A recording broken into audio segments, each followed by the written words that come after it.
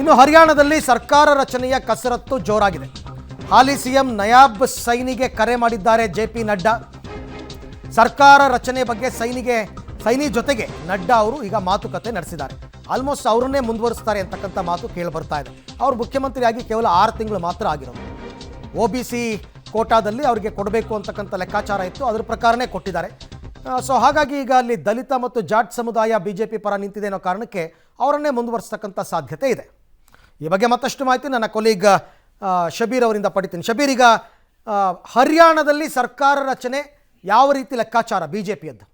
ಅರವಿಂದ್, ಸರ್ಕಾರ ರಚನೆಯಲ್ಲಿ ಬಹಳ ದೊಡ್ಡ ಬದಲಾವಣೆಗಳೇನು ನಿರೀಕ್ಷೆ ಮಾಡ್ಲಿಕ್ಕೆ ಸಾಧ್ಯ ಇಲ್ಲ. ಯಾಕೆಂದ್ರೆ ಈ ಹಿಂದೆ ಇದ್ದಂತಹ ಮುಖ್ಯಮಂತ್ರಿ ಮುಂದುವರಿಯುವಂತಹ ಸಾಧ್ಯತೆಗಳು ಬಹಳಷ್ಟು ದಟ್ಟವಾಗಿದ್ದಾವೆ. ಚುನಾವಣೆ ಸಂದರ್ಭದಲ್ಲೂ ಕೂಡ ಪಕ್ಷ ಅಧಿಕಾರಕ್ಕೆ ಬಂದ್ರೆ ಮತ್ತೊಮ್ಮೆ ನಯಾಬ್ ಸಿಂಗ್ ಸೈನಿಯನ್ನ ಮುಂದುವರಿಸಲಾಗಬಹುದು ಮುಖ್ಯಮಂತ್ರಿಯಾಗಿ ಅನ್ನುವಂಥ ನಿಟ್ಟಿನಲ್ಲಿ ಏನು ಬಿಜೆಪಿಯ ರಾಷ್ಟ್ರೀಯ ಅಧ್ಯಕ್ಷ ಜೆಪಿ ನಡ್ಡಾ ಅವರೇ ಕೂಡ ಹೇಳಿದ್ರು. ಹೀಗಾಗಿ ಈಗ ಮತ್ತೆ ಅಂದುಕೊಂಡಂತೆ ಪಕ್ಷ ಅಧಿಕಾರಕ್ಕೆ ಬಂದಿರುವಂತಹ ಹಿನ್ನೆಲೆಯಲ್ಲಿ ನಯಾಬ್ ಸಿಂಗ್ ಸೈನಿ ಅವರನ್ನೇ ಮುಖ್ಯಮಂತ್ರಿಯಾಗಿ ಮುಂದುವರಿಸುವಂತ ಎಲ್ಲಾ ಸಾಧ್ಯತೆಗಳು ಕೂಡ ಇದಾವೆ. ಅದಕ್ಕೆ ಪೂರಕ ಅನ್ನುವಂತೆ ಈಗ ದೂರವಾಣಿ ಕರೆ ಮಾಡಿ ಜೆಪಿ ನಡ್ಡಾ ಅವರು ಮಾತುಕತೆಯನ್ನು ಕೂಡ ನಡೆಸಿದ್ದಾರೆ. ಮತ್ತೆ ಅಲ್ಲಿ ನಡೀತಿರುವಂತಹ ಬೆಳವಣಿಗೆಗಳಿಗೆ ಸಂಬಂಧಪಟ್ಟಂತೆ ಮಾಹಿತಿಯನ್ನು ಕೂಡ ಪಡೆದುಕೊಳ್ಳುವಂತ ಕೆಲಸವನ್ನ ಕೂಡ ಮಾಡಿದ್ದಾರೆ.